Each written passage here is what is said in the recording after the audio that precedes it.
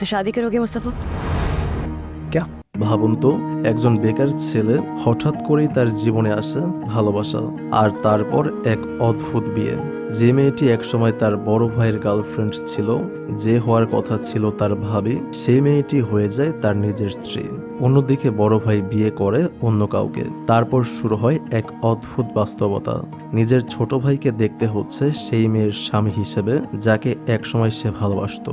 এভাবে দুটো কাপলের জীবন হঠাৎই দুই দিকে ঘুরে যায়। একটা সাজানো গোছানো পরিবার, মা বাবার সংসার, সবকিছু ধীরে ধীরে বদলে যেতে শুরু করে। আমাদের সমাজের খুব পরিচিত কিছু পারিবারিক সংকট, সম্পর্কের টানাপোড়েন আর বাস্তবতার কঠিন মুহূর্তগুলো এত সুন্দরভাবে দেখানো হয়েছে যে মনে হবে আপনি কোনো ড্রামা না, বরং বাস্তব জীবনের গল্প দেখছেন। আরেকটা মজার বিষয় হচ্ছে, বাংলাদেশে যে নাটকটি এটা আমাদের গল্প নামে প্রচারিত হচ্ছে, সেটি এই ড্রামা থেকে অনুপ্রাণিত।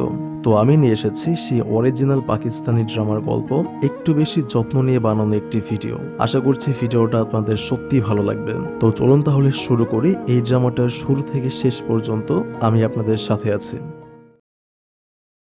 ড্রামার শুরুতে আমরা মোস্তফার বাড়ি দেখতে পাই। চারিদিকে উৎসবের আমেজ, সাজ রব, কারণ মোস্তফার বড় ভাই আদিলের বিয়ের প্রস্তুতি চলছে। বাড়ির সবাই কাজে ব্যস্ত, কিন্তু এই ব্যস্ততার মাঝেও একজনকে কোথাও দেখা যাচ্ছে না, সে হলো মোস্তফা।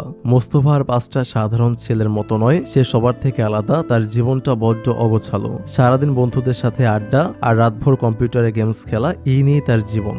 তবে মোস্তফার একটা বিশেষ গুণ আছে, সে একজন তুখোর হ্যাকার। কম্পিউটারের খুঁটিনাটি তার হাতের মুঠোয়। মাঝে মাঝে হ্যাকিং করে সে বেশ ভালো টাকা আয় করে, কিন্তু প্রচন্ড অলসতার কারণে তার বাবা মা তার উপর থেকে সব আশা ছেড়ে দিয়েছেন। মানে সোজা কথায় তাকে বেকার বলে তার পরিবারে কেউ দাম দেয় না। তো একদিন হ্যাকিং করে কিছু টাকা আয় করার পর মোস্তফা সেই টাকা নিয়ে বন্ধুদের সাথে আনন্দ করে, বন্ধুদের কিছু টাকা দেয়, নিজের জন্য কেনাকাটা করে এবং সবশেষে বাইক নিয়ে আড্ডায় মেতে ওঠে।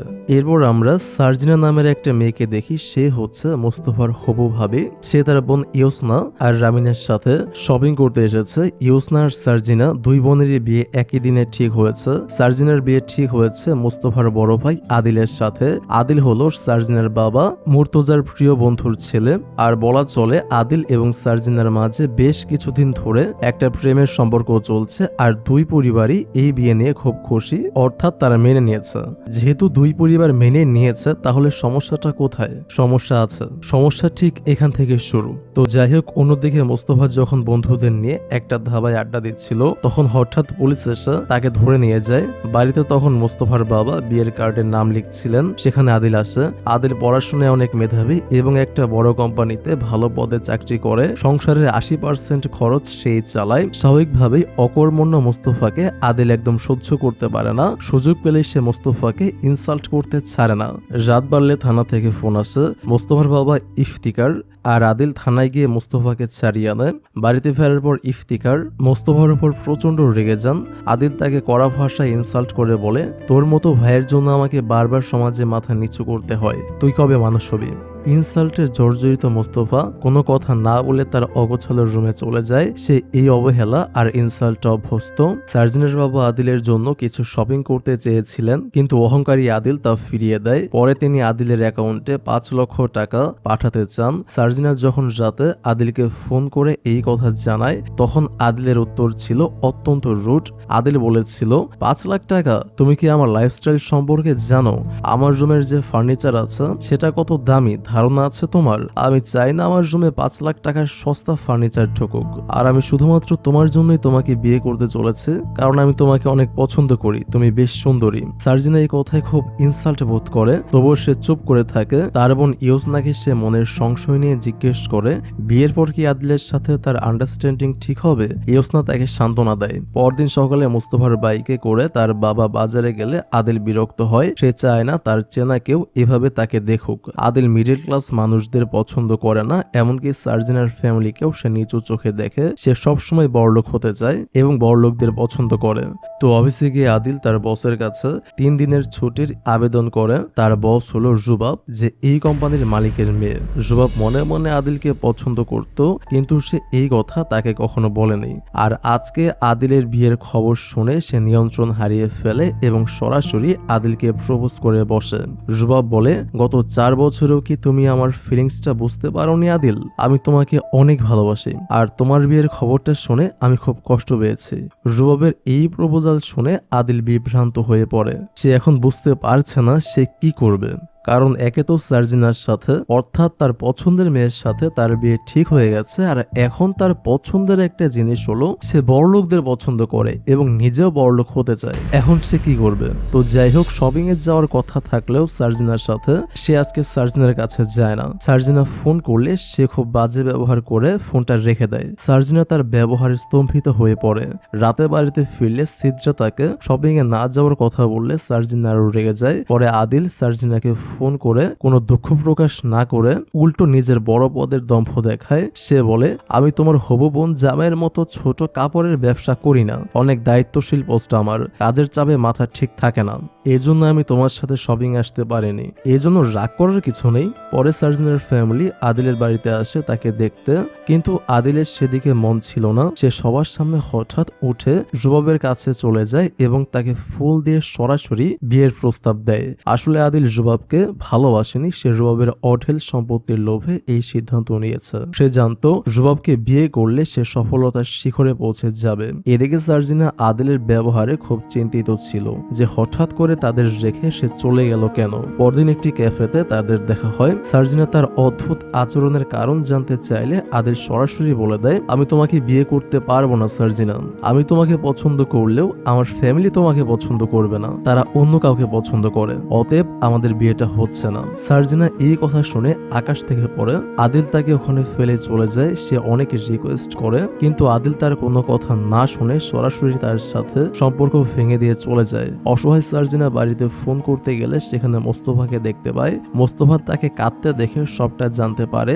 আদিলের এমন আচরণে মোস্তফা অবাক হয়। সে সার্জিনাকে বাড়িতে পৌঁছে দেওয়ার দায়িত্ব নেয়। যাওয়ার পথে মোস্তফা সার্জিনাকে আশ্বস্ত করে বলে, আপনি মন খারাপ করবেন না, আপনার যে কোনো প্রয়োজনে আমি পাশে থাকবো, আপনি জাস্ট আমাকে একটা ফ্রেন্ড ভাবতে পারেন। সার্জিনা তবুও তার সাথে রাগ দেখে সেখান থেকে চলে যায়। তো যখন তারা বাড়িতে পৌঁছায় তখন চারিদিকে বিয়ের সাজসজ্জা চলছে, অথচ কেউ জানে না এই বিয়েটার হচ্ছে না।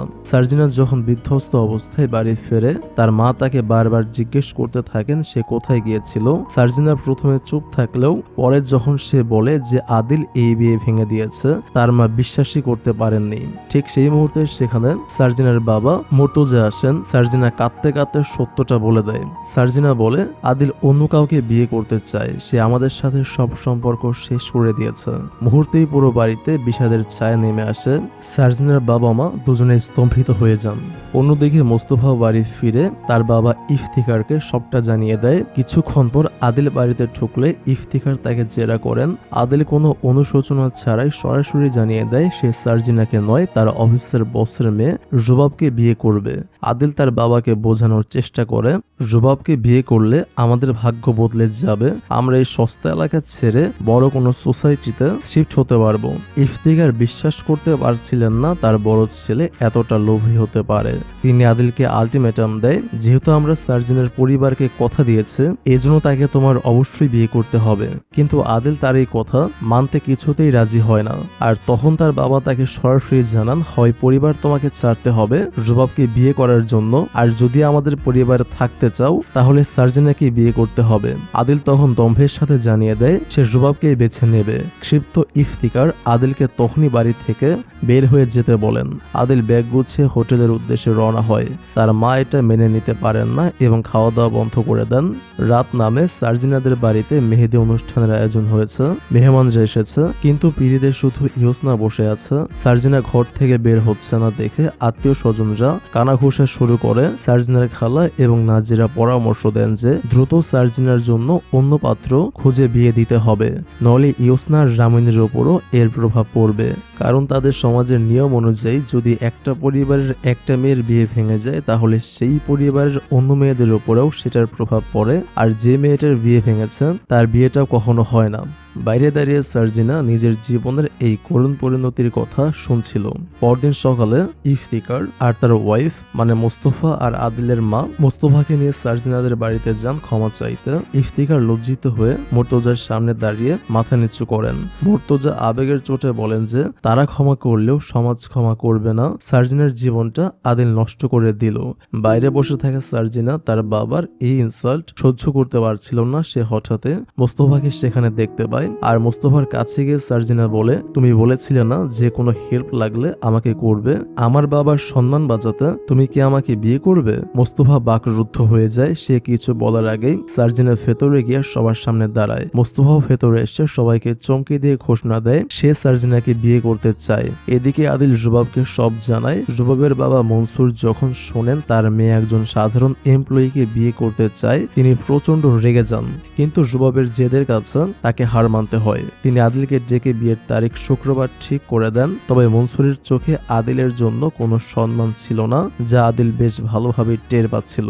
তো বিয়ের দিন শুক্রবার আসে। একদিকে ধুমধাম করে জুবাব আর আদিলের বিয়ে হচ্ছে, অন্যদিকে একই মণ্ডপে সার্জিনা এবং মোস্তফার বিয়ে সম্পন্ন হয়। আদিল যখন তার শ্বশুর মনসুরের সাথে হাত মেলাতে চায় মনসুর তাকে এড়িয়ে যান। আদিল সেখানে ইনসাল্ট ফিল করলেও তার কিছু করার ছিল না। বিয়ে শেষে মোস্তফা সার্জিনাকে নিয়ে বাড়ি ফেরে, কিন্তু মোস্তফার মা এই বিয়েটা কখনোই মানতে পারেননি। তিনি আসলে তার বড় ছেলে আদিলকে বেশ পছন্দ করেন এবং আদিলের প্রত্যেকটা কাজ তার খুব ভালো লাগে। আর আদিল যে জুবাবকে বিয়ে করেছে মানে একটা বড়লোকের মেয়েকে বিয়ে করেছে এই জন্য তিনি খুব খুশি হয়েছেন। আর তিনি সার্জিনা গরিব ঘরের মেয়ের জন্য তাকে মোটেও পছন্দ করেন না। তাই তিনি গাড়ি থেকে নেমে গটগট করে ভেতরে চলে যান। ইফতিকার তাকে বিয়ের বাকি নিয়মগুলো পালন করতে বললে তার ওয়াইফ রেগে বলেন, আমার খুব মাথা ব্যথা করছে, তোমার নতুন বৌমার জন্য যা করার তুমি নিজেই করো। সার্জিনা দরজার আড়াল থেকে সব শুনছিল। পরে সিদ্রা সার্জিনাকে মোস্তফার রুমে নিয়ে যায়। রুমের অবস্থা দেখে সার্জিনা থমকে দাঁড়ায়। চারিদিকে ছড়ানো ছিটানো জিনিসপত্র, চরম অগোছালো একটি পরিবেশ। সিদ্রা কোনো মতে রুমটা একটু গুছিয়ে দিয়ে মোস্তফাকে ডাকতে চলে যায়। সার্জিনা একার রুমে দাঁড়িয়ে নিজের ভাগ্যের কথা ভেবে ওয়াশরুমে গিয়ে ঠুকরে কেঁদে ওঠা, কারণ তার তো এই বাড়িতেই বউ হয়ে আসার কথা ছিল, কিন্তু সেটা মোস্তফার নয় আদিলের। এদিকে মোস্তফা বাইরে খুব আপসেট ছিল, কারণ সে পরিস্থিতির চাপে পড়ে তার হবু ভাবিকে বিয়েটা করেছে। মোস্তফার রুমে ঢুকে বুঝতে পারে সার্জিনা বাথরুমে কাঁদছে। কিছুক্ষণ পর সার্জিনা চোখের পানি মুছে বাইরে আসে এবং মোস্তফা ফ্রেশ হতে বাথরুমে ঢুকে যায়। এক অদ্ভুত নিস্তব্ধতা আর বিষণ্ণতা দিয়ে শুরু হয় তাদের নতুন জীবন। এদিকে বিয়ের পর আদিল আর জুবাব তাদের নতুন রুমে প্রবেশ করে। আদিলের মনে কিছুটা হীনমন্যতায় কাজ করছিল। সে জুবাবকে বলে যে তার নিজের কোনো বাড়ি নেই যেখানে সে তাকে নিয়ে যাবে। জুবাব হেসে উত্তর দেয়, বাড়ি নিয়ে ভেবো না আদিল, আমার যা আছে তা এখন থেকে তোমারও, এটা এখন আমাদের দুজনের বাড়ি। অন্যদিকে মোস্তফার অগোছালের রুমে সার্জিনা সোফায় বসেছিল। তাদের মধ্যে এক অস্বস্তিকর নীরবতা। মোস্তফা তাকে জিজ্ঞেস করে এখন তারা কি করবে। তৃষ্ণার্ত সার্জিনা শুধু পানি খেতে চায়। এরপর মোস্তফা ফ্রিজ থেকে বিয়ের বেঁচে যাওয়া বিরিয়ানি এবং পানি তাকে খেতে দেয়। খাওয়ার পর সার্জিনা মোস্তফাকে কৃতজ্ঞতা জানিয়ে বলে, আমাকে ওই পরিস্থিতি থেকে বাঁচানোর জন্য ধন্যবাদ, কিন্তু এরপর আমাদের জীবনটা কোন দিকে যাবে আমি জানি না। মোস্তফা কোনো সত্য দূর না দিয়ে বিছানায় শুয়ে পড়ে আর সার্জিনা সারা রাত ওই সোফাতেই কাটিয়ে দেয়। পরদিন সকালে জামিন আর নাজিরা ব্রেকফাস্ট নিয়ে মোস্তফাদের বাড়িতে আসে।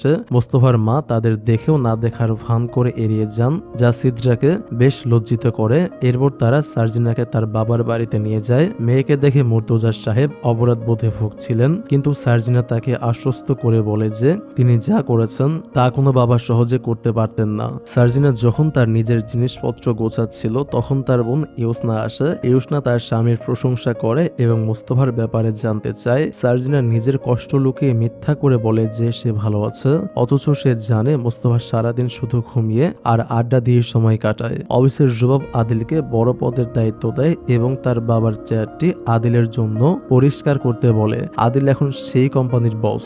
ক্ষমতার দম্ভে সে এতটাই অন্ধ হয়ে যায় যে একজন পুরনো এমপ্লয়ি তার সাথে সহজভাবে কথা বলতে এলে আদিল তাকে ইনসাল্ট করে বের করে দেয়। মধ্যবিত্ত জীবন ছেড়ে আদিল এখন পুরোপুরি কর্পোরেট এগোতে ডুবে আছে।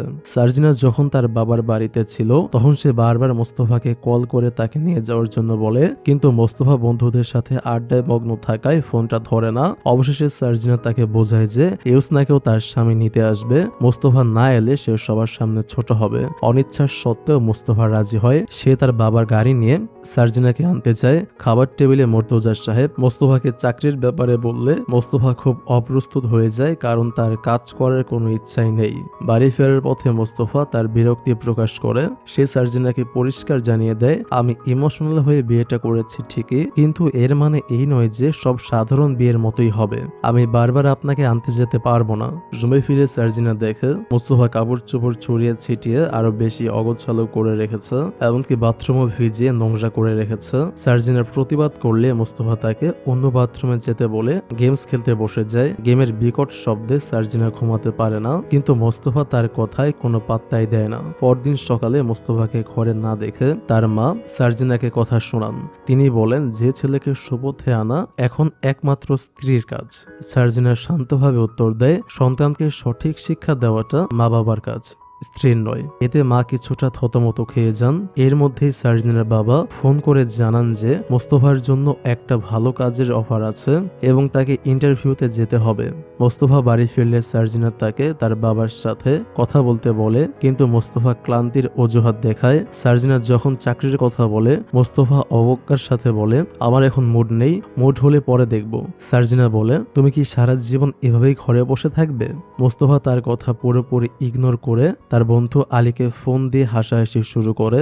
সার্জিনা মোস্তফার এই চরম দায়িত্বহীনতায় প্রচন্ড বিরক্ত ও হতাশ হয়ে পড়ে। তো এখন বাড়ির বউ হিসেবে সার্জিনাকে রান্নার দায়িত্ব দেন তার মা। সার্জিনা মনের মাধুরী মিশিয়ে সব পদ রান্না করে, কিন্তু মা ইচ্ছা করেই খুঁত ধরেন। তিনি সবার সামনে বলেন যে খাবারে অতিরিক্ত ঝাল হয়েছে। সার্জিনা খুব মন খারাপ করে এবং রাতে না খেয়ে বসে থাকে।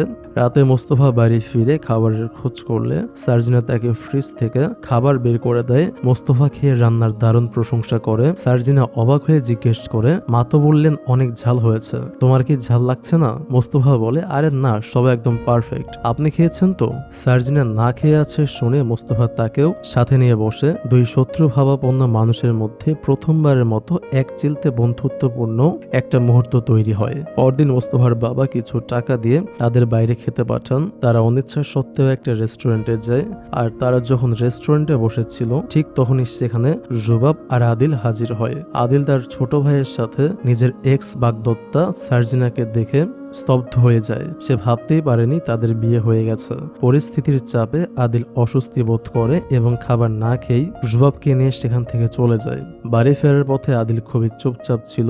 জুবাব তার এই অস্থিরতা দেখে বুঝতে পারে যে সার্জিনাকে মোস্তফার সাথে দেখে আদিল হিংসে করেছে। জুবাব তাকে সরাসরি প্রশ্ন করে, তোমার কি এখনো সার্জিনার প্রতি কোনো ফিলিংস আছে? ওদের একসাথে দেখে তোমার এত খারাপ লাগছে কেন? আদিল কোনো উত্তর দিতে পারে না। তার মনের ভেতর তখন একটা লুকানো ঝড় বইছিল। বাড়িতে ফিরে সার্জিনা মোস্তফার অগোছালোর স্বভাব নিয়ে রাগারাগি করলে মোস্তফা তাকে শান্ত করার চেষ্টা করে। কথায় কথায় বেরিয়ে আসে মোস্তফার আসল পরিচয়। মোস্তফা জানায় সে কম্পিউটার সায়েন্স থেকে ড্রপ আউট হলেও কোডিং এ সে বস। একবার একটা গেম কম্পিটিশনে সে 3 লাখ টাকা জিতেছিল এবং সেই টাকা দিয়ে সে দামি গেমিং পিসি কিনেছেন। সার্জিনা অবাক হয়ে বলে, তোমার এত ট্যালেন্ট থাকতেও তুমি কেন বসে আছো? তুমি তো চাইলে ক্যারিয়ারটা গড়তে পারো। মোস্তফা বলে, আসলে ওই PS5 কেনার পর আমার আর কাজ করার তাগিদ মনে হয়নি। সংসারের খরচ কমাতে মোস্তফার মা গৃহকর্মী জুবেদাকে ছাড়িয়ে দেওয়ার সিদ্ধান্ত নেন এবং সব কাজ সার্জিনের ঘাড়ে চাপিয়ে দেন। জামা কাপড় ধোয়া থেকে শুরু করে ঘর মোছা, রান্না করা এবং থালা বাসন পরিষ্কার করা, বাড়ির সমস্ত কাজ সার্জিনের ঘাড়ে চাপিয়ে দেন। সার্জিনা মুখ বুঝে সব কাজ করতে থাকে। মোস্তফা তাকে কাপড় শুকাতে সাহায্য করে এবং আবারও চাকরির কথা তুললে মোস্তফা অলসতা দেখিয়ে বলে, সিঙ্গাপুর থেকেও জবের অফার এসেছিল, কিন্তু আমি যাইনি। এসব খাটুনি আদিলের সাজে, আমার নয়। গল্পে মোড় আসে যখন আদিল হঠাৎই তাদের বাড়িতে এসে হাজির হয়। সে সার্জিনাকে বিদ্রুপ করে বলে যে তাকে তার বিয়ে করার কথা ছিল, আজ সে তার ছোট ভাইয়ের স্ত্রী। সার্জিনা করার জবাব দিয়ে বলে, এটা তার মাথা ব্যথা নয়। আদিল তার মাকে 5 লাখ টাকার একটি চেক দিয়ে বলে যে সে প্রতি মাসে টাকা পাঠাবে। ছেলের এই দম্ভ দেখে ঠিক সেই মুহূর্তে ইফতিখার সাহেব বাড়িতে ঢোকেন। তিনি আদিলের হাত থেকে চেকটি কেড়ে নিয়ে তার মুখে ছুঁড়ে মারেন এবং চিৎকার করে বলেন, তোর এই ধানের টাকা নিয়ে এখন এখনই আমার বাড়ি থেকে দূর হয়ে যা, তোকে এখানে আসার অনুমতি কে দিয়েছে?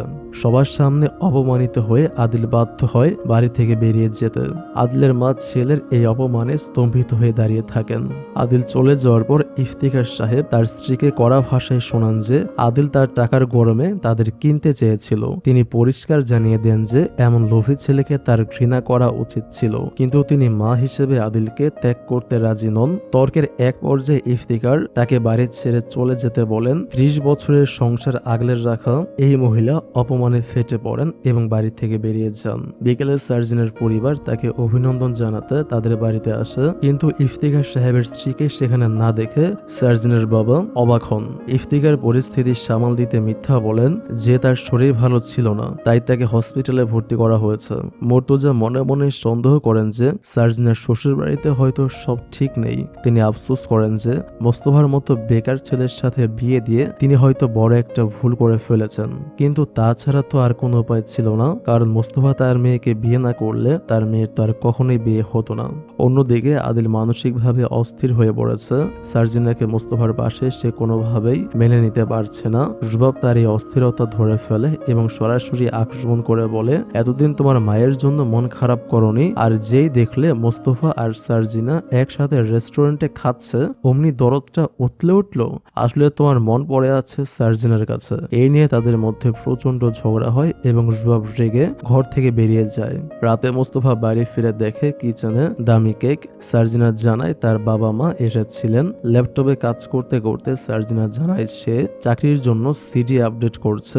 মোস্তফা তার দামি ল্যাপটপ দেখে অবাক হলে সার্জিনা বলে, এটা আমি কিনিনি, রেজাল্ট ভালো ছিল বলে ইউনিভার্সিটি থেকে দিয়েছে। কিছুদিনের মধ্যেই সার্জিনার একটি ভালো চাকরির অফার আসে, কিন্তু অলস মোস্তফা তাকে ইন্টারভিউতে ড্রপ করতেও রাজি হয় না। সে সার্জিনাকে একাই যেতে বলে। এরপর সার্জিনার চাকরিটা হয়ে যায়, কিন্তু ফেরার পথে সে গাড়ি রিভার্স করতে গিয়ে ধাক্কা খেয়ে পেছনের একটা অংশ ড্যামেজ করে ফেলে। সার্জিনা ভয়ে কাঁপতে কাঁপতে মোস্তফাকে সব খুলে বলে। কারণটা হচ্ছে আজকেই তার শাশুড়ি বাড়িতে ফিরে আসতে চলেছেন, মানে ইফতিখার সাহেব তার স্ত্রীকে আজকেই ফিরিয়ে আনবেন। আর যদি তিনি এটা জানতে পারে যে সার্জিনা তাদের গাড়ির একটা অংশ ড্যামেজ করে ফেলেছে, তখন তিনি তুলকালাম করে ফেলবেন, কারণ তিনি এমনিতেই সার্জিনাকে পছন্দ করেন না। আর মোস্তফা বিষয়টিকে খুব হালকা ভাবে নেয় এবং মজা করতে থাকে।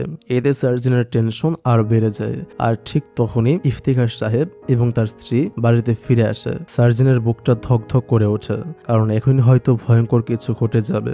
আর ঠিক তখনই মোস্তফা চলে আসে এবং সব দোষ নিজের ঘাড়ে নিয়ে বলে, মা আমি গ্রোসারি কিনতে গিয়েছিলাম, তখনই অ্যাক্সিডেন্টটা হয়েছে।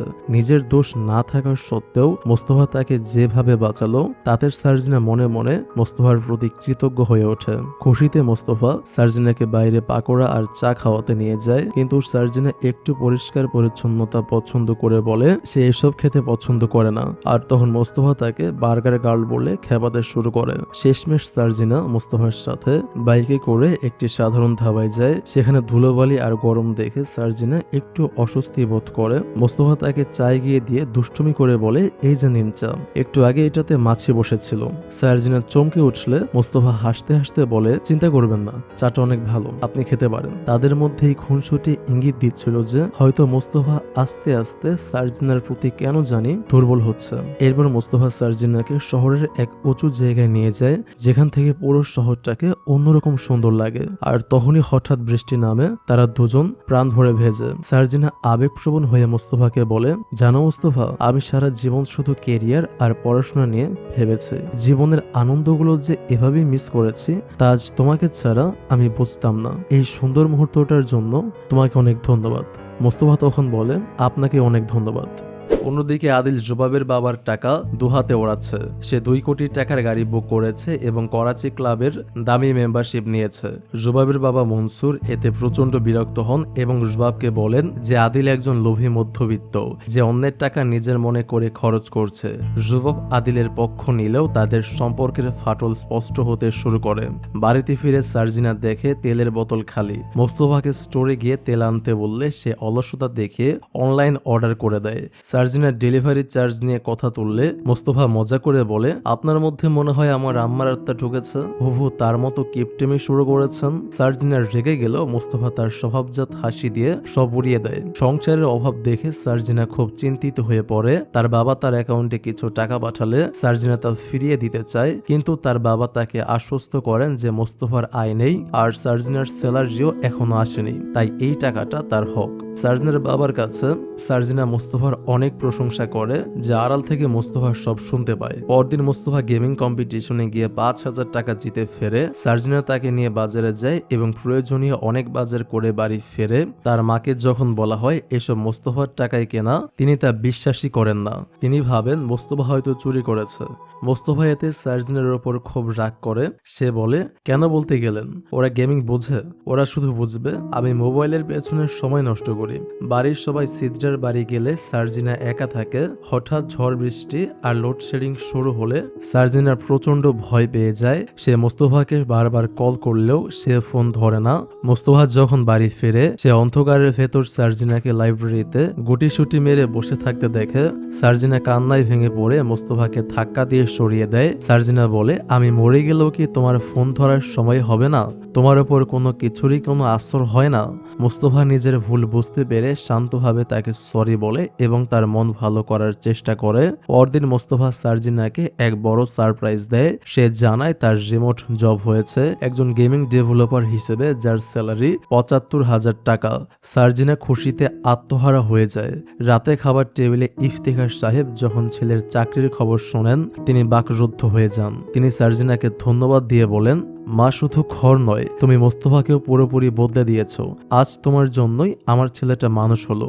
সার্জিনা একই সাথে জবের পাশাপাশি MBA করার সিদ্ধান্ত নেয়। বাড়ির পরিবেশ ধীরে ধীরে খুশিতে ভরে উঠতে শুরু করে। পরদিন সকালে মোস্তফার গুরুত্বপূর্ণ একটা মিটিং ছিল। সার্জিনা তাকে ঘুম থেকে ডেকে তোলে এবং মোস্তফা অনলাইন মিটিং এ জয়েন করে। এদিকে অফিসে ইফতিকার সাহেব অসুস্থ বোধ করলেও কাউকে কিছু বলেন না। দুপুরে খাওয়ার সময় মোস্তফা তার মায়ের কাছে ভালো খাবারের বায়না করলে তার মা তাকে ইনকাম করার খোটা দিয়ে তিতা করলা খেতে দেয়। তিতা করলা খেয়ে মোস্তফার মন না ভরায় সে লুকিয়ে জানলা দিয়ে ঘরে বার্গার নিয়ে আসে এবং সার্জিনার সাথে মিলে তা এনজয় করে। কিন্তু হঠাৎ করে ইফতিকার সাহেবের হার্ট অ্যাটাক হয় এবং তাকে দ্রুত হসপিটালে নেওয়া হয়। ইফতিকারের চিকিৎসার জন্য অনেক টাকার প্রয়োজন। নিরুপায় তার স্ত্রী আদিলকে কল করেন, কিন্তু সে ফোন ধরে না। ফোন ধরে রুবাব। হার্ট অ্যাটাকের খবর শুনেও রুবাব নেটওয়ার্কের দোহাই দিয়ে ফোন কেটে দেয় এবং কল হিস্ট্রি ডিলিট করে আদিলের ফোন থেকে তার মার নাম্বারটা ব্লক করে দেয়। এদিকে সার্জিনা তার বাবার গয়না বিক্রি করে শ্বশুরের অপারেশনের টাকা জোগাড় করতে চায়, কিন্তু মোস্তফা তাকে বাধা দেয়। 10 থেকে 12 লাখ টাকার চিন্তায় পুরো পরিবার ভেঙে পড়ে। 5 দিন পর মালদ্বীপ থেকে ফিরে আদিল সব জানতে পারে এবং হসপিটালে ছুটে আসে। সেখানে রুবাবও উপস্থিত হয়। আদিলের মা সার্জিনার সামনে রুবাবকে অনেক খাতির করেন।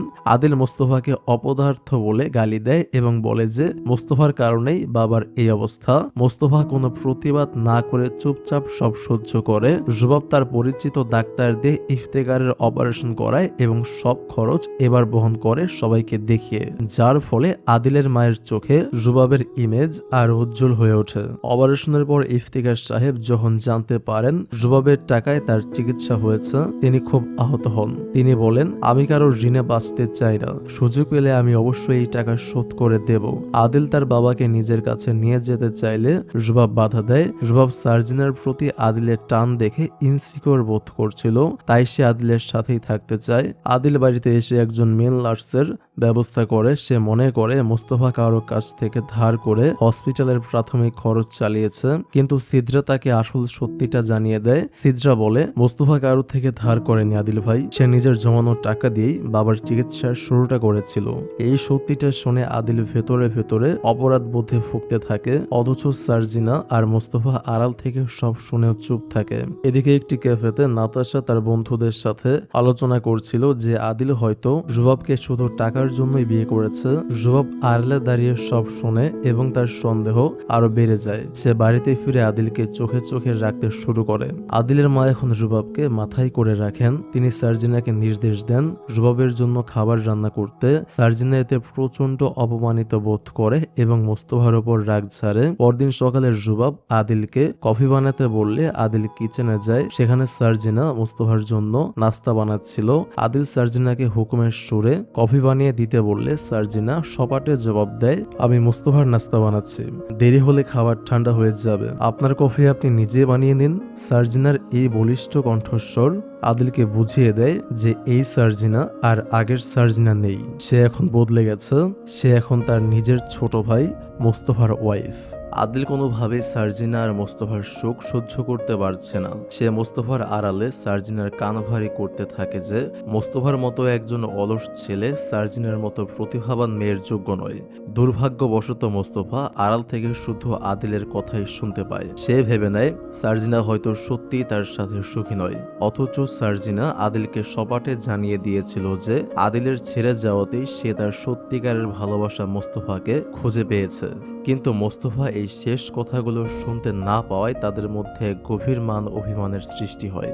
বাড়িতে ফিরে সার্জিনা যখন মোস্তফাকে জানায় যে তার মা তাকে রুবাবের জন্য চাইনিজ রান্না করতে বলেছেন, তখন মোস্তফার আত্মসম্মানে লাগে। সে বুঝতে পারে তার বেকারত্বের কারণেই আজ তার স্ত্রীকে বাড়ির কাজের লোকের মতো ব্যবহার করা হচ্ছে।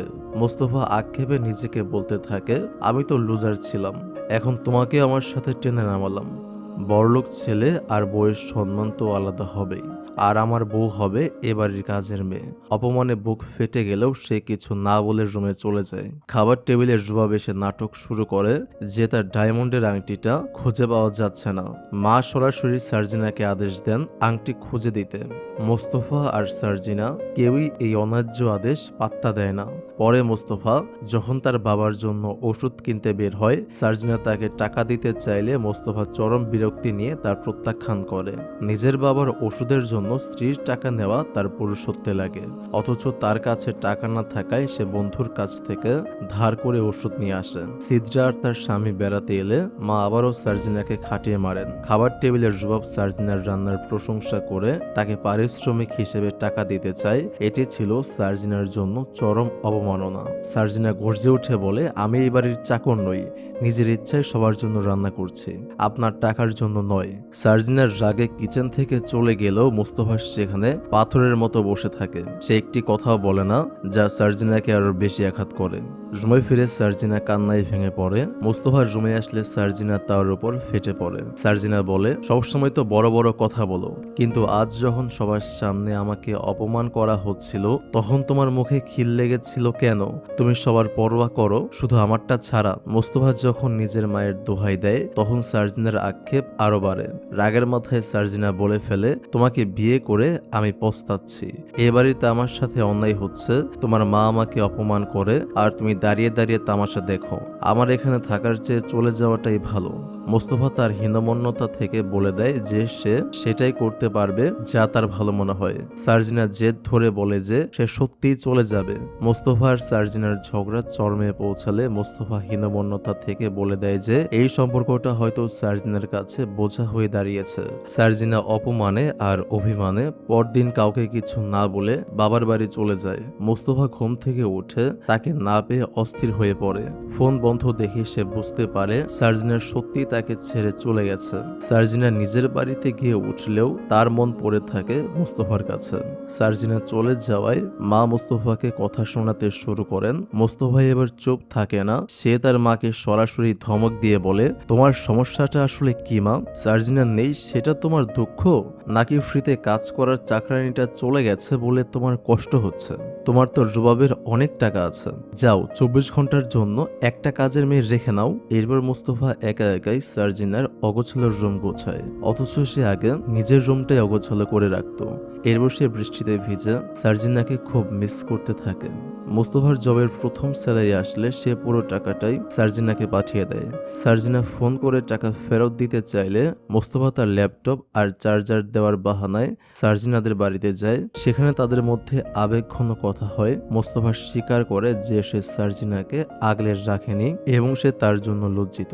মোস্তফার আন্তরিকতা দেখে সার্জিনা সব অভিমান ভুলে যাওয়ার সিদ্ধান্ত নেয় এবং আবার ওই বাড়িতে ফিরে আসে মোস্তফার সাথে, মোস্তফার হাত ধরে। এদিকে আদিল এখন জুবাবকে ঠকিয়ে নাতাশার সাথে ঘনিষ্ঠতা বাড়াচ্ছে। নাতাশা আদিলের ব্রেন ওয়াশ করতে থাকে এবং তারা নিয়মিত রেস্টুরেন্ট ও আর্ট গ্যালারিতে সময় কাটাতে থাকে।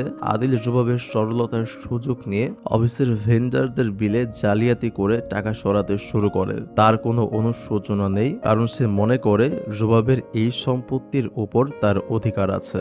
সার্জিনা বাড়িতে ফিরলে মা আবার বাঁকা কথা বলেন, কিন্তু মোস্তফা সার্জিনাকে আগলে রাখে। রাতে তারা একে অপরকে কথা দেয় যে পরিস্থিতি যাই হোক না কেন তারা কখনো একে অপরকে ছেড়ে যাবে না। সার্জিনা মোস্তফাকে রিকোয়েস্ট করে, মোস্তফা, আমি যদি কখনো রাগ করে চলেও যেতে চাই, তুমি প্লিজ আমাকে যেতে দিও না। এক দুপুরে সার্জিনার বোন ইয়োসনাথ আর তার স্বামী তাদের বাড়িতে দেখা করতে আসে। ঠিক সেই সময় জুবাব অফিস থেকে ফিরে তাদের দেখে তুচ্ছ তাচ্ছিল্য শুরু করে। সে তাদের মিডল ক্লাস লাইফস্টাইল নিয়ে এমন সব কটু কথা বলে যে ইয়োসনা অপমানিত হয়ে সেখান থেকে চলে যায়। সার্জিনা অনেক চেষ্টা করেও তার বোন ইয়োসনাকে আটকাতে পারে না। বোনের এই ইনসাল্ট সার্জিনা সহ্য করতে পারে না। সে রুবাবের সামনে গিয়ে চিৎকার করে ওঠে এবং সাফ জানিয়ে দেয়, খবরদার রুবাব, আমার পরিবারকে নিয়ে আর একটাও বাজে কথা বলবে না। তোমার টাকা থাকতে পারে, কিন্তু মানুষের সাথে খারাপ ব্যবহার করার অধিকারটা তোমাকে কে দিয়েছে? আমাদের জীবন থেকে তুমি দূরে থাকো। সার্জিনার এই আক্রমণাত্মক রূপ দেখে জুবাব এবং মা দুজনেই হতবাক হয়ে যান। উত্তপ্ত পরিস্থিতিতে আদিল সেখানে এসে জুবাবকে সরিয়ে নিতে চায়, কিন্তু জুবাব থামার পাত্রী নয়। সে সার্জিনাকে বিদ্রুপ করে বলে যে আদিল তাকে প্রত্যাখ্যান করায় পরিবার তাকে মোস্তফার মতো একজনের হাতে তুলে দিয়েছে। সার্জিনা তড়িৎ জবাবে বলে, আমি যেমন আছি অনেক খুশি আছি, অন্তত আমি তোমার মতো টাকা নিয়ে স্বামী কিনতে চাই না। আমার স্বামী টাকার লোভে আমার গোলামি করে না। তোমার থেকে টাকা কেড়ে নিলে তোমার আর কোনো অস্তিত্বই থাকবে না। আদিল ও মা সার্জিনাকে ক্ষমা চাইতে বলে সার্জিনা অনড় থাকে, সে ক্ষমা চাইবে না। সে সাফ জানিয়ে দেয় আদিল আর জুবাব দুজনেই স্বার্থপর এবং টক্সিক, তাই তারাই একে অপরের জন্য পারফেক্ট।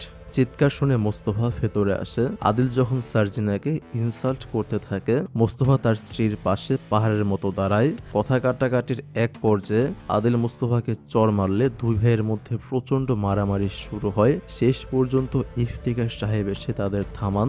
মা সব দোষ সার্জিনার উপর চাপালে মোস্তফা কড়া হুঁশিয়ারি দেয়, আজকের পর যদি কেউ সার্জিনাকে ইনসাল্ট করার চেষ্টা করে তবে আমি কাউকে ছাড়ব না। অপমানিত জুবাব ঘরে গিয়ে ভাঙচুর শুরু করে এবং সার্জিনাকে ধ্বংস করার শপথ নেয়। সে মোস্তফা আর সার্জিনাকে শিক্ষা দেওয়ার জন্য এক জঘন্য প্ল্যান বানায়। এদিকে মা আবারও জুবাবের গুণগান গাইতে শুরু করেন, কারণ জুবাব তাকে একটি দামি গাড়ি গিফট করার প্রতিশ্রুতি দিয়েছে। লোভে অন্ধ হয়ে মা জুবাবকে মাথায় তুলে নাচতে থাকেন। ইফতিকার সাহেব দুই ভাইয়ের মধ্যে মিল করে দেওয়ার জন্য তাদের কোলাকুলি করতে বলেন। আদিল অনিচ্ছা সত্ত্বেও মোস্তফার সাথে কোলাকুলি করে সেখান থেকে চলে যায় এবং নাতাশার কাছে গিয়ে সময় কাটায়। পরদিন জুবাব সবার সামনে মাকে গাড়ির জন্য ৩৫ লক্ষ টাকা দেয় এবং নিজ হাতে লকারে তার রেখে আসে। মোস্তফা এসব টাকার খেলা দেখে বিরক্ত বোধ করে। মোস্তফা সার্জিনাকে সুখবর দেয় যে তার গেমিং আইডিয়া সবার পছন্দ হয়েছে এবং তাদের আয় অনেক বাড়তে চলেছে। খুশি মনে তারা দুজনে অফিসে চলে যায়। ঠিক এই সুযোগটাই নেয় জুবাব। মা যখন কিচেনে ব্যস্ত, জুবাব লকার থেকে সেই ৩৫ লাখ টাকা চুরি করে মোস্তফা আর সার্জিনার ঘরে তোষকের নিচে লুকিয়ে রেখে আসে। রাতে সিদ্রা ও তার স্বামী বেড়াতে এলে সবাই মিলে গল্প ছিল। জুবাব হঠাৎ মাকে সেই টাকাগুলো আনতে বলে। লকার খুলতেই মা দেখেন সেই টাকা উধাও। শুরু হয় তুলকালাম। জুবাব ইচ্ছা করেই সবার রুম সার্চ করার প্রস্তাব দেয়। মোস্তফা প্রথমে বাধা দিলেও সার্জিনা নিজের সততা প্রমাণ করতে রুম চেক করতে দেয়। জুবাব নাটকীয়ভাবে মোস্তফাদের বিছানার তোষক তুলতেই সেখান থেকে বান্ডিল বান্ডিল টাকা বেরিয়ে আসে। পুরো পরিবারের সামনে সার্জিনাকে চোর হিসেবে দাঁড় করানো হয়। রুবাবের এই নিষ্ঠুর চালের সামনে সার্জিনা আর মোস্তফা স্তব্ধ হয়ে যায়। মা আর আদিলের তাচ্ছিল্য ভরা চাহনির সামনে সার্জিনা নিজেকে নির্দোষ প্রমাণ করার ভাষাটুকু হারিয়ে ফেলে। রুবাবের পাতা ফাঁদে পা দিয়ে সবাই যখন মোস্তফা আর সার্জিনাকে চোর ভাবছে, তখন রুবাব পুলিশ ডাকার ভয় দেখায়। ইফতিখার সাহেব রাগের মাথায় মোস্তফাকে ক্ষমা চাইতে বলেন, কিন্তু নির্দোষ মোস্তফা নিজের আত্মসম্মান বিসর্জন দিতে রাজি হয় না। তখন বাবা সরাসরি বলেন, তুমি যদি রুবাবের কাছে ক্ষমা না চাও তাহলে বুঝতেই পারছো সে পুলিশ ডাকবে, তাহলে তোমাকে জেলে যেতে হবে। আর আমাদের বাড়ির একটা সম্মান আছে, আমাদের বাড়িতে কখনো পুলিশ আসেনি। তুমি যদি রুবাবের কাছে ক্ষমা না চাও তবে এক্ষুনি এই বাড়ি থেকে বের হয়ে যাও। বাবা তাকে চড় মারলে মোস্তফার ধৈর্যের বাঁধ ভেঙে যায়। সে রাতেই সার্জিনাকে নিয়ে বাড়ি থেকে বেরিয়ে পড়ে। বোন সিদ্রা অনেক বাধা দিলেও মোস্তফা তার সিদ্ধান্তে অটল থাকে। সিদ্রা একমাত্র মানুষ যে বিশ্বাস করে তার ভাই কখনো চুরি করতে পারে না। বাড়ি থেকে বের হওয়ার পর মোস্তফা সার্জিনাকে তার বাবার বাড়িতে রেখে আসতে চায়, কিন্তু সার্জিনা তার হাত শক্ত করে ধরে বলে, যেখানে তুমি থাকবে সেখানে আমি থাকবো, তোমাকে একা ছেড়ে আমি কোথাও যাব না। তারা একটি সস্তা হোটেলে রাত কাটায়। পরদিন মোস্তফার এক বন্ধুর মাধ্যমে তারা একটি ছোট ফ্ল্যাট ভাড়া পায়। বাড়িটি অনেক নোংরা আর ঘিঞ্জি এলাকায় হলেও দুজন মিলে পরম মমতায় ঘরটি পরিষ্কার শুরু করে, নিজেদের তিল তিল করে সাজাতে শুরু করে। সার্জিনা আগে কখনো এমন পরিবেশে থাকেনি, তবুও মোস্তফার প্রতি ভালোবাসায় সে সব কষ্ট হাসিমুখে সয়ে নেয়। অন্যদিকে রুবাব সার্জিনাকে চোর প্রমাণ করে বিজয়ী বেশে কয়েকদিনের জন্য ইউএস যাওয়ার সিদ্ধান্ত নেয়। আদিল এতে মনে মনে খুশি হয়, কারণ রুবাবের অনুপস্থিতিতে সে নাতাশার সাথে আরো বেশি সময় কাটানোর সুযোগ পায়। আদিল এখন রুবাবকে তোয়াক্কা না করে নাতাশার প্রেমে অন্ধ। রুবাবের জমানো টাকা দিয়ে সে নাতাশার সাথে দামি রেস্টুরেন্টে ডিনার করে আর আড়ালে রুবাবের ব্যবসার ক্ষতি করে এবং নতুন বিজনেস ডিলে ইনভেস্ট শুরু করে। সার্জিনা তার মাকে জানায় যে তারা আলাদা থাকছে। তার মা অনেক কান্নাকাটি করে তাদের বাড়িতে চলে আসতে বললেও সার্জিনা জানায় মোস্তফা অন্যের বাড়িতে থাকতে রাজি নয় আর সেও মোস্তফাকে ছেড়ে আসবে না। সার্জিনার বাবা মোস্তফা সাহেব ইফতিখারের সাথে ঝগড়া করতে চাইলেও সার্জিনা তাকে সম্মান রক্ষার্থে আটকে দেয়। সার্জিনা মোস্তফার জবের ব্যাপারে জিজ্ঞেস করলে মোস্তফা জানায় যে তার গেমিং আইডিয়া সিইও এর টেবিলে আছে, যদি সেটা অ্যাপ্রুভ হয় তবে তাদের অভাবের দিন শেষ হয়ে যাবে। সার্জিনা মোস্তফার এই লড়াইয়ে তার ছায়া হয়ে পাশে দাঁড়ায় এবং তারা একসাথে তাদের নতুন ছোট্ট সংসার শুরু করে। এদিকে সার্জিনার বাবা মা অনেক খুঁজে সার্জিনাদের সেই ছোট ফ্ল্যাটটি বের করেন। মেয়ের এমন জরাজীর্ণ অবস্থা দেখে সার্জিনার বাবা তাদের সাথে নিয়ে যেতে চান, কিন্তু মোস্তফা বিনীতভাবে তার শ্বশুরকে বলে, বাবা আপনি চাইলে সার্জিনাকে নিয়ে যেতে পারেন, কিন্তু আমি আমার নিজের পায়ে না দাঁড়িয়ে কোথাও যাব না। সার্জিনাও তার বাবার হাত ছেড়ে মোস্তফার পাশে গিয়ে দাঁড়ায়। মুর্তজা সাহেব শূন্য হাতে ফিরে যান, তবে মেয়ের স্বামীর এমন দৃঢ়তায় মনে কিছুটা আশা পান যে আমার মেয়ের স্বামী আমার মেয়েকে খুব ভালোবাসে এবং সে তাকে আগলে রাখবে অবশ্যই। এদিকে আদিল নাতাশাকে না জানিয়েই রুবাবের কোম্পানির টাকা দিয়ে এমন কিছু লোকের সাথে ডিল করে ফেলে যাদের সাথে রুবাবের কোম্পানির দীর্ঘদিনের শত্রুতা ছিল। সে রুবাবের ক্যারিয়ার ধ্বংস করার পথে পা বাড়ায় আর এর জন্য সে প্রচুর টাকা ইনভেস্ট করে। সে বুঝতে পারে না যে সে নিজেকে কত বড় বিপদে ফেলছে। মোস্তফা তার শ্বশুর মুর্তজা সাহেবের প্রস্তাবে খুব অপমানিত বোধ করে। সে চায় না কেউ তাকে দয়া করুক। এদিকে বাড়িতে ইফতেখার সাহেব আবার অসুস্থ হয়ে পড়েন।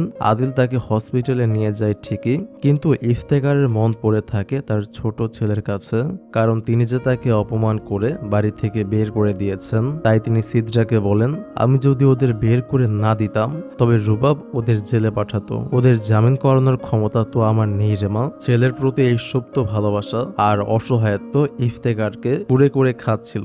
মুর্তজা সাহেব তার আদরের মেয়ের এমন জরাজীর্ণ অবস্থা সহ্য করতে পারছেন না। তিনি চাচ্ছিলেন নতুন ফ্ল্যাটের জন্য টিভি, এসি এবং ফ্রিজ কিনে দিতে, কিন্তু তার মা তাকে মনে করিয়ে দেন যে সার্জিনা এখন মোস্তফার স্ত্রী, সে মোস্তফার অমতে কিছুই গ্রহণ করবে না। সার্জিনা এখন পুরোপুরি মোস্তফার আদর্শে অনুপ্রাণিত। অবশেষে অপেক্ষার অবসান ঘটে। মোস্তফা সার্জিনাকে খুশির খবর দেয় যে সিইও তার গেমিং আইডিয়া অ্যাপ্রুভ করেছেন এবং তার একটি বড় চাকরি হয়ে গেছে। ঠিক সেই মুহূর্তে সিদ্রা তাদের সাথে দেখা করতে এসে বাড়িতে ফিরে যাওয়ার রিকোয়েস্ট করে, কিন্তু মোস্তফা সাফ জানিয়ে দেয়, আমি কারোর সাথে আর সম্পর্ক রাখতে চাই না। যারা আমাদের চোর অপবাদ দিয়ে বের করে দিয়েছে তাদের কাছে ফেরার প্রশ্নই আসে না। রাতে মা অনেক ভালো ভালো খাবার রান্না করেন। ইফতেখার সাহেব মোস্তফার শোকে না খেয়েই টেবিল থেকে উঠে যান। মা যখন একা টেবিলে বসেন হঠাৎ তার মনে পড়ে সেই দিনটির কথা যেদিন মোস্তফা তিতা করলা খেতে চায়নি। আজ টেবিলে রাজকীয় খাবার, অথচ সেই প্রিয় সন্তানটি পাশে নেই। মায়ের কঠোর মনটা প্রথমবার মোস্তফার জন্য কেঁদে ওঠে। মোস্তফা রাত জেগে কাজ করে আর সার্জিনা তার ছায়া হয়ে পাশে থাকে। পরদিন তারা দুজনে নার্সারি থেকে অনেক গাছ কিনে এনে তাদের ছোট ফ্ল্যাটটি সাজায়। জরাজীর্ণ বাড়িটি এখন ভালোবাসার ছোঁয়ায় এক টুকরো স্বর্গ হয়ে উঠেছে।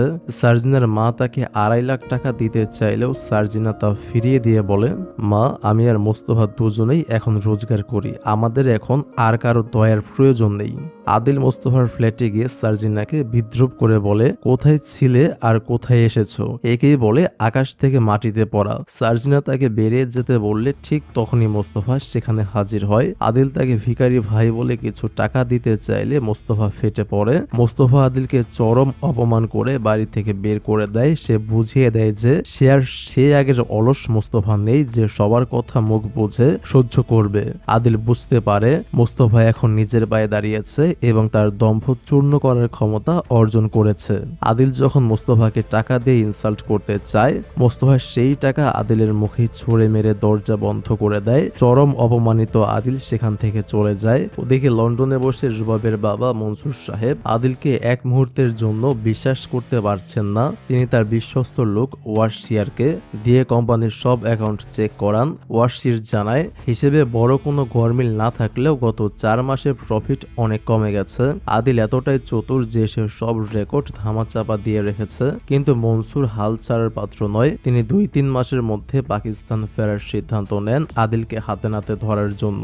মোস্তফা সার্জিনাকে খুশির খবর দেয় যে তার তৈরি করা গেমটি লঞ্চ হয়েছে, কিন্তু তাদের এই খুশি বেশিক্ষণ স্থায়ী হয় না। মোস্তফা ইন্টারনেটে দেখতে পায় যে তার আইডিয়া আর হাড়ভাঙা খাটুনিতে তৈরি করা গেমটি তার বস জোসেফ নিজের নামে চালিয়ে দিয়েছে। মোস্তফা প্রতিবাদ করলে জোসেফ তাকে ইনসাল্ট করে বলে, তুমি তো সামান্য একজন বেতনভুক্ত কর্মী, আইডিয়া জারি হোক, নাম হবে আমার। এরপর জোসেফ মোস্তফাকে চাকরি থেকে বরখাস্ত করে দেয়। মোস্তফা সিইও এর কাছে যাওয়ার কথা ভাবলেও বুঝতে পারে জোসেফ তাকে কোনোভাবেই সিইও এর কাছে পৌঁছাতে দেবে না। অন্যদিকে নাতাশার বন্ধুরা তার উপর নজর রাখতে শুরু করেছে। নাতাশা তার স্বামীকে মিথ্যা বলে আদিলের সাথে সময় কাটাচ্ছে। এই খবর রুবাবের একটা বন্ধুর কানে পৌঁছায়। তার বন্ধু রুবাবকে জানায় যে নাতাশা কোনো এক গোপন সম্পর্কে জড়িয়েছে। সন্দেহবশত রুবাব লন্ডন থেকে আদিলকে ফোন করে সেখানে চলে যেতে বলে, কিন্তু আদিল মিথ্যে দায়িত্বের অজুহাত দেখে যেতে অস্বীকার করে এবং মনে মনে বলে, রুবাব, আমি তোমাকে হেট করি, আমি কখনোই তোমার কাছে যাব না। চাকরি হারিয়ে মোস্তফা যখন ভবিষ্যতের চিন্তায় অস্থির, তখন সার্জিনা তাকে সাহস যোগায়। সে জানায় তার ইনকামের টাকা দিয়ে তারা কোনো মতে চলে যাবে। পরদিন অফিসে সার্জিনা অসুস্থ বোধ করলে ডাক্তারের কাছে যায় এবং জানতে পারে সে মা হতে চলেছে। এই খুশির খবরটি সে মোস্তফাকে দিতে মুখিয়ে থাকে। বাড়ি ফেরার পর মোস্তফা সার্জিনাকে জানায় যে সে অনেক কষ্টে 35,000 টাকার একটি ছোট চাকরি পেয়েছে। গেম ডেভেলপার হিসেবে বড় স্বপ্ন দেখা মোস্তফার এই সামান্য বেতনের কথা শুনে সার্জিনা ভেতরে ভেতরে ভেঙে পড়ে। সে বুঝতে পারে সামনে তাদের খরচ অনেক বাড়বে, কিন্তু মোস্তফাকে প্রেগন্যান্সির খবর দিলে সে হয়তো আরো মানসিক চাপে পড়ে যাবে। তাই সার্জিনা সে আনন্দের খবরটি আপাতত নিজের মনের ভেতর চেপে রাখে। তবে রাতের নিরিবিলিতে অনেক ভেবে চিনতে সার্জিনা শেষ পর্যন্ত সিদ্ধান্ত নেয় যে সে মোস্তফাকে তার মা হওয়ার কথাটা জানাবে। যেহেতু এই বাচ্চার বাবা মোস্তফা, তাই তার বাচ্চার সম্পর্কে জানার অধিকার তার রয়েছে। এজন্য সে অত্যন্ত খুশি হয়ে মোস্তফাকে জানায় সে মা হতে চলেছে। খবরটি শুনে মোস্তফা মুহূর্তের জন্য স্তব্ধ হয়ে যায়। একজন হবু বাবার যে আনন্দ হওয়া উচিত ছিল, মোস্তফার চোখে তা দেখা যায় না। তার মাথায় তখন ঘুরছে সংসারের অভাব আর বাচ্চার ভবিষ্যতের খরচের চিন্তা। তবে সার্জিনাকে কষ্ট দিতে না চেয়ে সে নিজের উদ্বেগ লুকিয়ে রাখে এবং তার বাড়তি যত্ন নিতে শুরু করে। পরদিন মোস্তফা তার নতুন অফিসে জয়েন করে। সেখানে সহকর্মীদের মুখে শুধু অভাবের কথা, টাকা কম, কাজ বেশি। মোস্তফা আরো হতাশ হয়ে পড়ে। রাতে বাড়ি ফিরে সে দেখে টেবিলে মাটন সহ রাজকীয় সব খাবার। সার্জিনা জানায় তার মা এসব পাঠিয়েছেন। এতে মোস্তফার পুরুষত্বে আর ইগোতে প্রচন্ড আঘাত লাগে। সে রেখে গিয়ে খাবার না খেয়ে টেবিল থেকে উঠে যায়, যা সার্জিনাকে অনেক ব্যথিত করে। এদিকে রুবাবের বাবা মনসুর এবং তার বিশ্বস্ত লোক ওয়াসির আদিলকে হাতে নাতে হাতে ধরার জন্য এক চতুর পরিকল্পনা করেন। তারা আদিলের অফিসে একজন মেয়েকে গোপন ইনভেস্টিগেটর হিসেবে পাঠায়। আদিল স্বভাবজাতভাবে ওই মেয়েটির সাথে ঘনিষ্ঠ হওয়ার চেষ্টা করে, আর মেয়েটি আদিলের সব গোপন তথ্য এবং জালিয়াতির প্রমাণ ওয়াসিরকে পাচার করতে থাকে। এদিকে হতাশার মাঝেই মোস্তফার ফোনে দানিশ সিদ্দিকী নামে একজন বড় গেম ইনভেস্টরের কল আসে। তিনি মোস্তফার কাজের অনেক প্রশংসা করে তাকে একটি নতুন গেমিং কোম্পানিতে বড় পদের অফার দেন, কিন্তু প্রতারিত মোস্তফা সহজে কাউকে বিশ্বাস করতে পারছিল না, তাই সে প্রথমে অফারটি ফিরিয়ে দেয়। সার্জিনা তাকে বোঝায় যে অন্তত একবার বিষয়টিকে গুরুত্ব দিয়ে ভাবা উচিত। দানিশের বারবার রিকোয়েস্টে মোস্তফা তার সাথে একটি ক্যাফেতে দেখা করে। দানিশ তাকে একসাথে কাজ করার প্রস্তাব দিলে মোস্তফা তাকে পরীক্ষা করার জন্য অবিশ্বাস্য সব শর্ত জুড়ে দেয়। মাসে 2 লাখ টাকা স্যালারি এবং প্রজেক্টের 50% শেয়ার। মোস্তফা ভেবেছিল দানিশ রাজি হবে না এবং সে আপদ বিদায় করতে পারবে, কিন্তু তাকে অবাক করে দিয়ে দানিশ সাথে সাথেই সব শর্তে রাজি হয়ে যায় এবং পরদিন অফিসে দেখা করতে বলে। পরদিন মোস্তফা সন্দিহান চিত্তে দানিশের অফিসে যায়। দানিশ তাকে 1 মাসের অগ্রিম স্যালারি দেয় এবং একটি লিগ্যাল কন্ট্রাক্ট সাইন করতে বলে। মোস্তফার মনে প্রশ্ন জাগলে দানিশ জানায় যে সে আগে থেকেই জানে জোসেফ নয়, আসল গেম মোস্তফাই বানিয়েছে। জোসেফের জালিয়াতির খবর তার কানে পৌঁছেছিল বলেই সে হীরা চিনতে ভুল করেনি। দানিশের কথায় মোস্তফা আশ্বস্ত হয়। কন্ট্রাক্ট পেপারে সই করার সময়ও তার বিশ্বাস হচ্ছিল না যে একদিনে তার জীবন এভাবে বদলে যাবে। অভাবের কালো মেঘ কেটে মোস্তফা ও সার্জিনার জীবনে অবশেষে সচ্ছলতার সূর্য উঁকি দিতে শুরু করে। মোস্তফা বুক ভরা আত্মবিশ্বাস নিয়ে তার নতুন লড়াই শুরু করার জন্য প্রস্তুত হয়। দানিশ এবং মোস্তফা মিলে তাদের নতুন গেমিং কোম্পানির নাম রাখেন ড্যানম মুসা। মোস্তফা এখানে তার মেধার পূর্ণ ব্যবহারের সুযোগ পায় এবং দিনরাত এক করে নতুন গেম তৈরিতে মগ্ন হয়ে যায়। কাজের চাপে সে এতটাই ব্যস্ত হয়ে পড়ে সে সার্জিনাকে ঠিকমতো সময় দিতে পারে না। তবে তাদের অভাবের দিনগুলো যে ফুরিয়ে আসছে তা স্পষ্ট হতে শুরু করে। অন্যদিকে আদিলের পাপের ঘরা পূর্ণ হতে শুরু করেছে। শাহাব নামের এক লোক যে আদিলকে এক্সপোর্ট ইম্পোর্টের অবৈধ ডিলে সাহায্য করেছিল, সে এখন নিজের পাওনা টাকার জন্য আদিলকে চাপ দিতে থাকে। আদিল তাকে টাকা না দিলে শাহাব হুমকি দেয় যে সে রুবাবের বাবা মনসুর খানকে সব জানিয়ে দেবে। আদিল বুঝতে পারে তার জালিয়াতি ফাঁস হওয়া এখন সময়ের ব্যাপার মাত্র।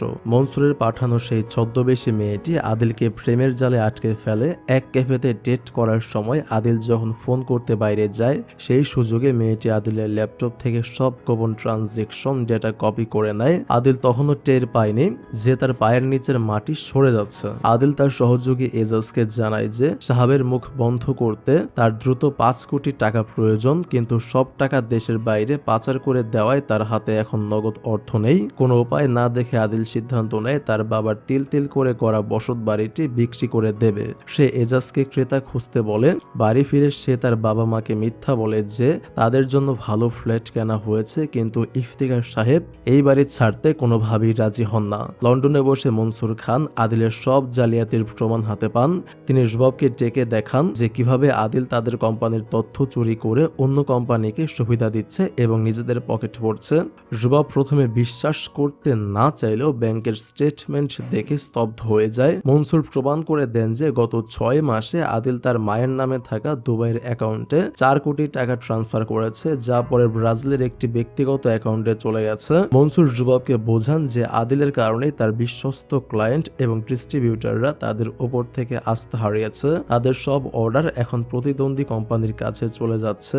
আদিল যে তাদের পেছনে ছুরি চালিয়েছে এই কঠিন সত্যটা রুবাবের সামনে পাহাড়ের মতো দাঁড়িয়ে থাকে। রুবাব এখন তার ভুল বুঝতে পারে, কিন্তু ততক্ষণে কোম্পানির অনেক বড় ক্ষতি হয়ে গেছে। আদিল তার জালিয়াতি ঠাকতে এখন নিজের প্রত্যেক বাড়ি, মানে তার বাপের বাড়ি, বিক্রির নেশায় মুক্ত। সে তার বাবাকে ইমোশনাল ব্ল্যাকমেল করে বলে যে সে চায় না তার বৃদ্ধ বাবা মা এই পুরনো বাড়িতে থাকুক। এমনকি সে মিথ্যা অজুহাত দেয় যে বাড়ি বিক্রির টাকা দিয়ে সে মোস্তফা আর সিদ্রাকে তাদের অংশ দিয়ে দেবে যাতে তাদের ভবিষ্যৎ গড়ে ওঠে। ইফতিকার সাহেব প্রথমে রাজি না হলেও মোস্তফার ভালোর কথা ভেবে এবং তার স্ত্রীর জোরাজুরিতে শেষ পর্যন্ত নিজের শেষ আশ্রয়টুকু বিক্রি করতে রাজি হয়ে যান। আদিল এক ঢিলে 2 পাখি মারে, নিজের দেনাও মেটায় আর মা বাবাকে রুবাবের বাড়িতে পাঠিয়ে দেয়। লন্ডনে বসে মনসুর সাহেব রুবাবকে বোঝান যে আদিল আসলে শুধু টাকার জন্যই তাকে বিয়ে করেছিল। রুবাব আবেগে ভেসে আদিলকে সরাসরি জেরা করতে চাইলেও মনসুর তাকে থামিয়ে দেন। তিনি বলেন আদিলকে হাতে নাতে ধরার জন্য তাদের গোপনে প্রমাণ জোগাড় করতে হবে। রুবাব তার বাবার পরামর্শ মেনে নেয় এবং ভেতরে ভেতরে আদিলের জন্য এক মরণ ফাঁদ তৈরি করে এবং পাকিস্তানে ফিরে আসার সিদ্ধান্ত নেয়। আদিল তার মা বাবাকে রুবাবের আলিশান বাড়িতে নিয়ে আসে এবং মিথ্যা বলে যে তাদের নতুন ফ্ল্যাটের কাজ চলছে, কিন্তু রুবাব ফিরে আসতেই দৃশ্যপট বদলে যায়। রুবাব এমন ভাব করে যেন সে কিছুই জানে না, কিন্তু ভেতরে ভেতরে সে আদিলকে ঘৃণা করতে শুরু করেছে। খাবার টেবিলে রুবাব স্পষ্ট জানিয়ে দেয় যে সে তার প্রাইভেসিতে কাউকে চায় না। আদিলের মা বাবাকে সে বাড়ির সদস্য হিসেবে নয় বরং উটকো ঝামেলা হিসেবে গণ্য করে। রুবাব যখন আদিলের ওপর চড়াও হয় তখন আদিল আবারও এক জঘন্য মিথ্যা বলে। সে দাবি করে সিদ্রার স্বামীর টাকার প্রয়োজন বলেই তারা বাড়ি বিক্রি করতে বাধ্য হয়েছে। আড়াল থেকে এই কথা শুনে মোস্তফার মা স্তম্ভিত হয়ে যান। তিনি বুঝতে পারেন তার প্রিয় ছেলেটি তাকে এতকাল কত মিথ্যে কথা বলে এসেছে। রুবাব যখন কর্কশ গলায় বলে এটা আমার বাড়ি, কোনো ওল্ড এজ হোম নয়, মানে বৃদ্ধাশ্রম নয়, তখন আদিলের মায়ের বুকটা ফেটে যায়। কিন্তু সম্মানের ভয়ে তিনি এই অপমান ইফতেখার সাহেবকে জানান না। পরে আদিল যখন গাড়ি নিয়ে বের হয় তখন সে এক অদ্ভুত পরিস্থিতির শিকার হয়। রাস্তার টোল দিতে গিয়ে দেখে তার ক্রেডিট কার্ড কাজ করছে না। রুবাব গোপনে আদিলের সব অ্যাকাউন্টের ট্রানজেকশন বন্ধ করে দিয়েছে। আদিল বাড়িতে ফিরে রুবাবকে এ ব্যাপারে প্রশ্ন করলে রুবাব ঠান্ডা মাথায় উত্তর দেয় যে কোম্পানির অনেক লস হচ্ছে, তাই সে এসব কড়াকড়ি করতে বাধ্য হয়েছে।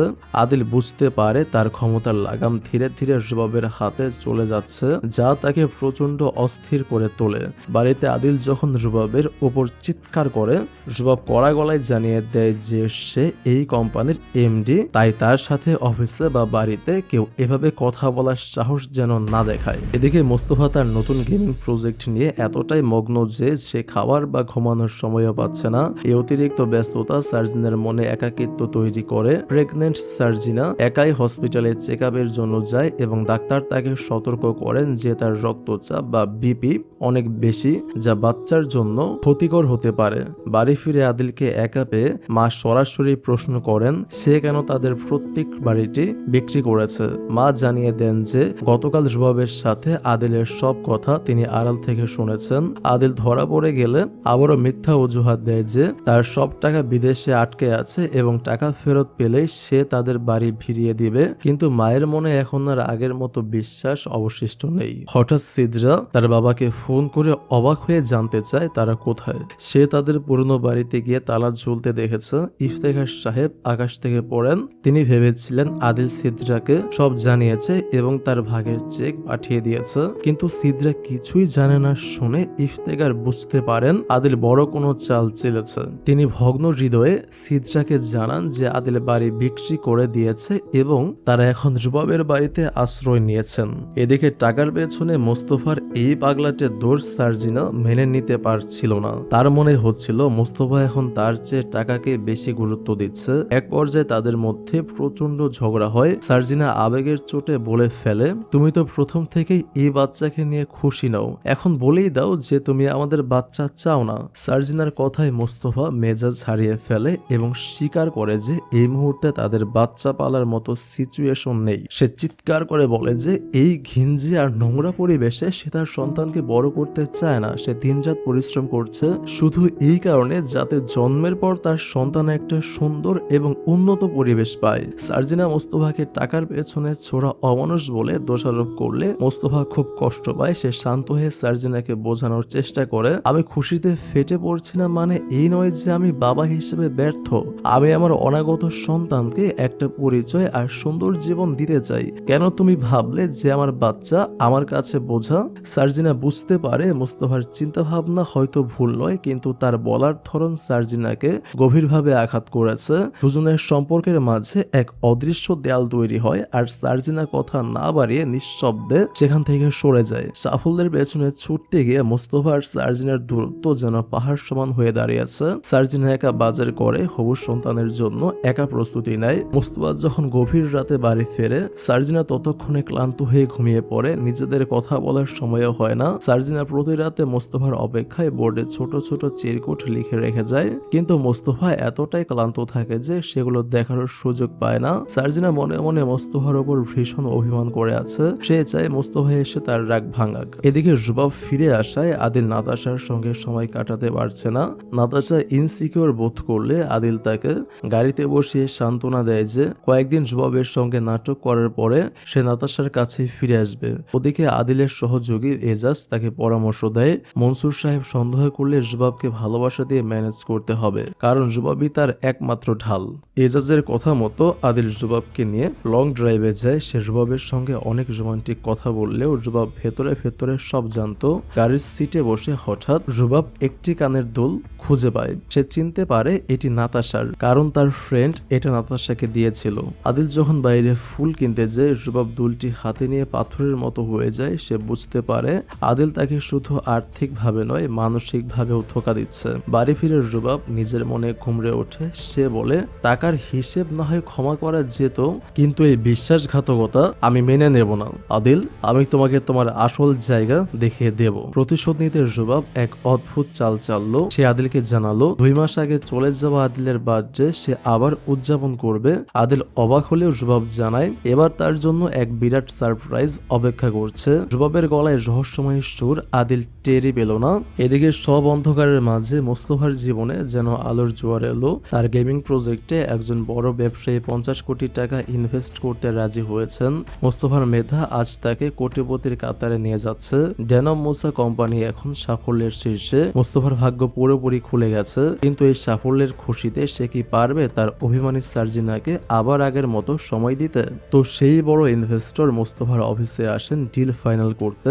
মোস্তফা এখন সাফল্যের শিকড়ে, কিন্তু তার মন পড়ে আছে সার্জিনার কাছে। সে উপলব্ধি করে টাকা কামানোর নেশায় সে তার সবচেয়ে প্রিয় মানুষটাকে সময় দিতে পারছে না। সে জলদি বাড়ি ফিরতে চাইলেও কাজের চাপে আজও তার অনেক দেরি হয়ে যায়। সে যখন বাড়ি ফেরে, সার্জিনা ততক্ষণে গভীর ঘুমে। পরদিন ভোরে আবার মিটিং থাকায় সার্জিনা জাগার আগেই মোস্তফাকে বেরিয়ে যেতে হয়। সার্জিনা সকালে উঠে বুঝতেও পারে না মোস্তফাকে রাতে আদৌ বাড়ি এসেছিল কিনা। তাদের এই দূরত্বের মাঝে এক অব্যক্ত হাহাকার তৈরি হয়। সার্জিনা মোস্তফাকে ভয়েস নোট পাঠিয়ে দিয়ে তার খোঁজ নেয় এবং নিজের যত্ন নিতে বলে। মোস্তফাও তাকে ভয়েস নোটে জানায় যে সে এসেছিল কিন্তু তাকে জাগায়নি। এরই মাঝে সার্জিনার শরীর ভীষণ খারাপ হয়ে পড়ে। সে মোস্তফাকে বারবার কল দিলেও দুর্ভাগ্যবশত মোস্তফার ফোনের চার্জ শেষ হয়ে ফোনটি বন্ধ হয়ে যায়। নিরুপায় সার্জিনা একাই ডক্টরকে কল করে সাহায্যের জন্য। যে সাফল্যের জন্য মোস্তফা লড়ছে, সেই সাফল্যের চূড়ান্ত মুহূর্তে সার্জিনা একাকী যন্ত্রণায় ছটফট করছে। অফিসে মিটিং সফল হয়। সেই বড় বিজনেসম্যান মোস্তফার মেধার ভূয়সী প্রশংসা করেন। ডিল সাইন করার সময় মোস্তফার কানে সার্জিনের সেই পুরনো কথাগুলো বাজতে থাকে।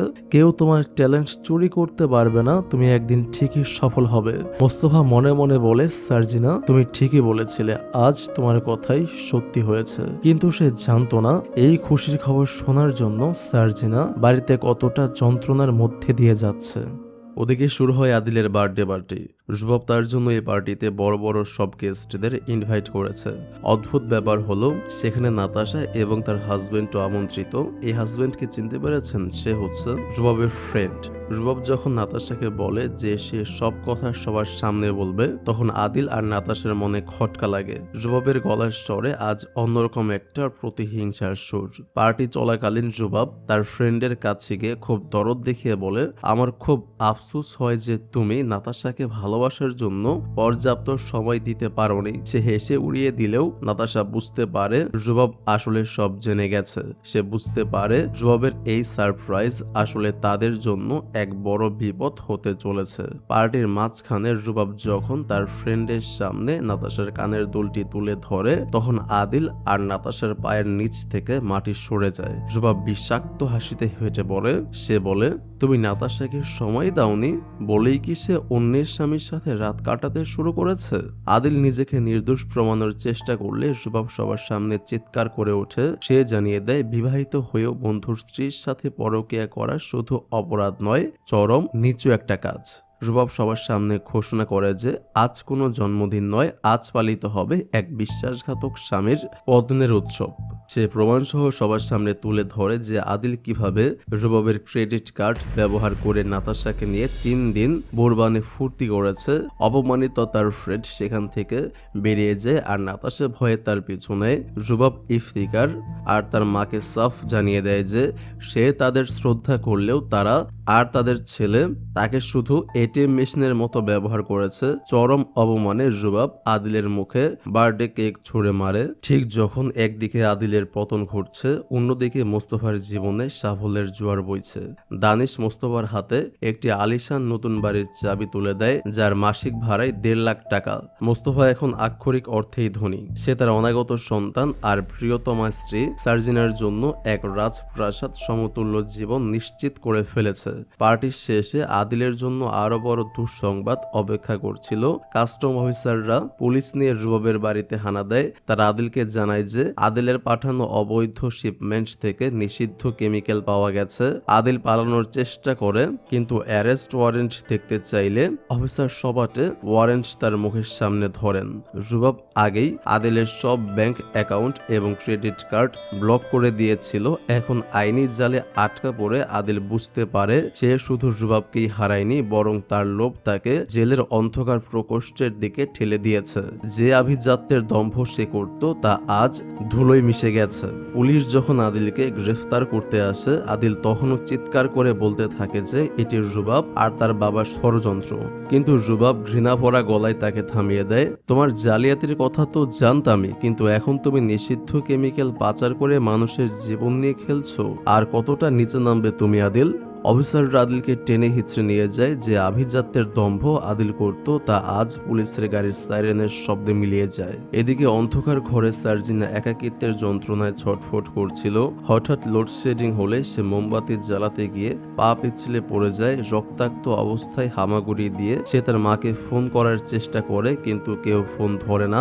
একসময় সে জ্ঞান হারিয়ে ফেলে। ঠিক তখনই মোস্তফা পরম আনন্দে ফুল আর কেক নিয়ে ঘরে ঢোকে সার্জিনাকে চমকে দেবে বলে, কিন্তু তার অন্ধকার ঘর দেখে সে যখন সার্জিনাকে নিথর অবস্থায় পড়ে থাকতে দেখে, তখন তার পায়ের নিচ থেকে মাটি সরে যায়।